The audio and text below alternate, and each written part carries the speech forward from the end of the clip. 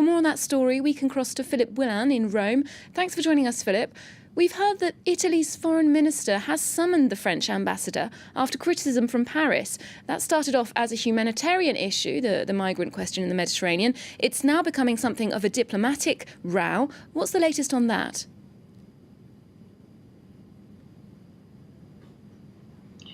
Yes, it's certainly turning into a very bitter diplomatic row between Italy and France. The Interior Minister Matteo Salvini, who's also a Deputy Prime Minister, has been taking a very high-profile line on this. Last night he was talking about the role of France in the migration crisis and pointing out that France had agreed to take more than 9,000 migrants for relocation from Italy, and so far they had only taken 640.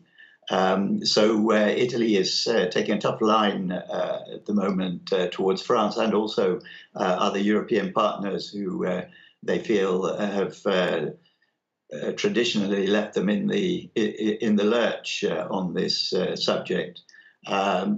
Obviously, summoning the ambassador is a pretty firm and unusual step. And there's even talk of a planned meeting between President Macron and the new Italian Prime Minister, Giuseppe Conte, which was scheduled for Friday, possibly being cancelled as well. That would really ramp up the diplomatic tension and demonstrate that there's a really serious problem facing Europe on this issue at the moment.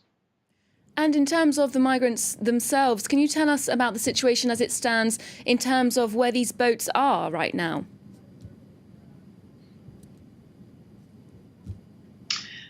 Yes, the Aquarius is sailing towards Valencia in Spain, a journey that is likely to take 3 or 4 days. And it's being accompanied by an Italian Navy ship and an Italian Coast Guard ship, which have taken off some of the 629 people who were on the Aquarius, a charity-operated ship, initially in very difficult and crowded conditions. Now for this long journey, they're being supported by the Italian ships taking part of the load of them. And at the same time, another group of migrants of more than 900 migrants have landed in the Sicilian port of Catania. They were brought there by an Italian Coast Guard ship, the Diciotti. And in this case, the Italian government has given permission for the migrants to land on Italian territory.